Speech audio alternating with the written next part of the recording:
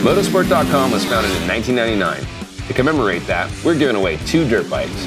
2 lucky winners will have the choice of a 1999 Ricky Carmichael Replica KX250 built by Pro Circuit, or a 2019 Kawasaki 250 decked out with the best performance upgrades.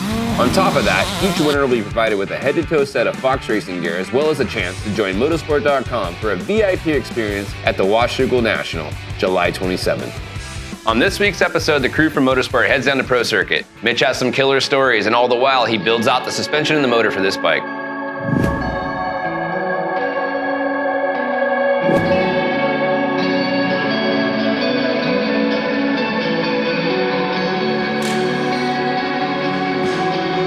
Well, when we received the motor, I said we should pull the reed cage off, and then the head and the cylinder off, make sure dirt wasn't in the engine, and it actually looked pretty good. Just pulling it apart, we're gonna need probably, looks like it needs a new cylinder. Pulling the cover off and looking at the clutch, there's a little wear there, so that needs to be replaced.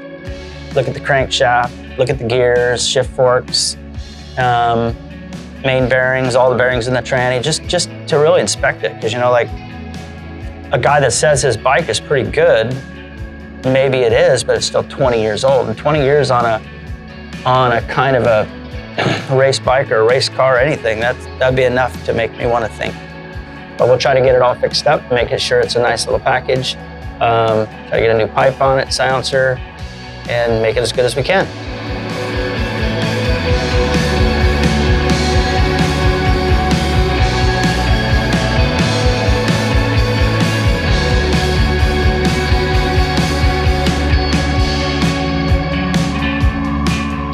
Back in the day, obviously, that was 20 years ago, I guess. You know, you'd receive a new bike.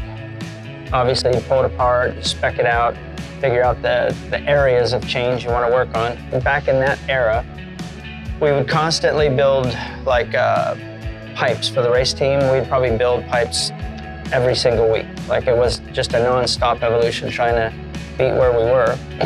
Same with on cylinders and heads, pistons, reed valve assemblies. You could work on the cases.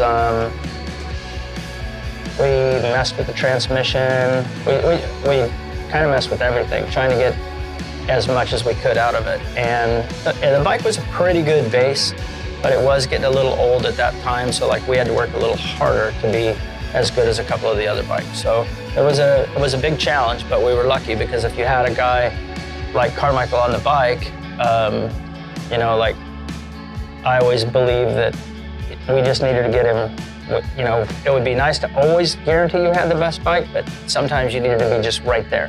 And then obviously we believed in his talent, and he could pull out, you know, an additional 10% over what anything we could do anyway, so we were safe. Ricky was one that just, you know, from the time he was on at 85, going through amateurs till the time he came to us as a pro, you know, like, he had so much, you know, natural ability or speed, and they kind of had a program at the farm that they believed in that was, you know, Jeannie would believe was more important than what we could do. So, like, her goal was for us to do what we're supposed to do, and then we would get Ricky for usually 1 week before Supercross, and then 1 week before outdoor. And we would have a basis down with the other riders that we thought was good, and then it was a matter of Ricky to come in, test suspension, test some engines, pick what he wanted, and then go from there. So it wasn't like he was out in California all the time burning laps and testing, you know, like, we had him for a short period of time. But, you know, they also proved that, you know, the program that they had in place was just as important or more important than just being out here riding around. In 1999, Ricky rode a 250 in Supercross, and then he rode a 125 in the outdoor series. So, you know, riding a 250 in Supercross, it's not like East or West. Every single weekend he was racing a 250. So the majority of the whole half of the year or whatever, up until May, he was riding a 250 KX, and then there was a small window in between Las Vegas and the outdoors where that was your test time and to get it ready. And I would say any rider that's used to a 250 and then comes back down to a 125, the one thing they're going to always ask for is more power. So that was a common thread that year more than any year. Plus, he wasn't involved in the day-to-day. He kind of trusted that we were doing our job, and we had Nathan Ramsey at that time that rode for us. And Nathan kind of was at that point our best test rider, so we used him to evaluate and work on the setup. I would say it wasn't until after Millville, he didn't get good starts, Nathan did. Jeannie came to me and said, this bike's not good enough, it's not okay, and we gotta do something. And I said, well, that's what he picked.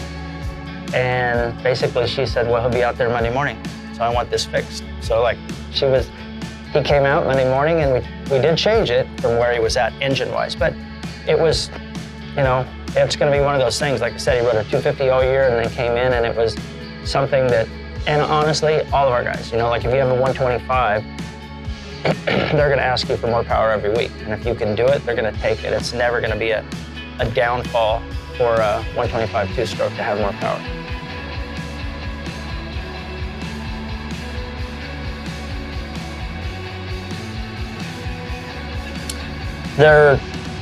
There's too many really, really gnarly ones. So, like our first race team, we had really good riders. We had, if you can imagine, we had Jeremy McGrath, we had Brian Swink, Steve Lamson, and Jeremy Buell. And they were all great riders. So, Brian went on and became a factory guy and kind of had some rough goes or whatever and slid off the chart a little bit. And then Jeremy, of course, was with us for 2 years and then just continued to go and marched on and just, 72 Supercrosses or something. And then, we had Gaddis in '93 who won a championship. Then we had, Ryan Hughes and some other guys. And so Rhino was determined and almost won a couple, but didn't, but was, an amazing guy. Then we hired Mikel Pichon from Europe, won 2 titles. And then Ricky used to come to the races then and sit on his bike. And then Ricky grew up and Ricky came, and Ricky was the first rider to win us an outdoor title. We'd never won an outdoor title. We'd only won Supercross titles. And he won 3 in a row. So that was pretty amazing. So from there, I think we had Nathan Ramsey, who won a Supercross title, which was great. Then Brownie came back. Brownie won an outdoor title. Then we went into Ivan Tedesco. So Ivan won 2 titles. And we had Langston. Langston won titles. And then we got this little guy called Villapoto. And Villa was one of those kids too that we were very fortunate about, because we sponsored Ryan when he was on a KX85. So we knew Ryan and the family since he was a little kid. And it was kind of like duplicating the Ricky thing again. So it was pretty cool. So we had him.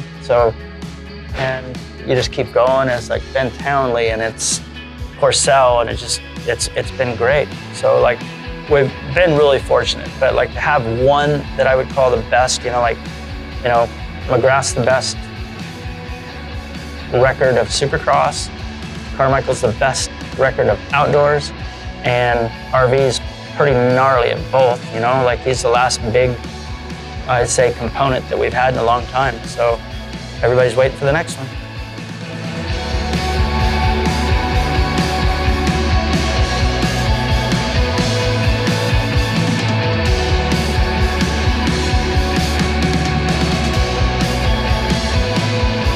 So tune in next week as we get the parts back from Mitch Payton. I'm sure he made a killer motor. He has tons of championships.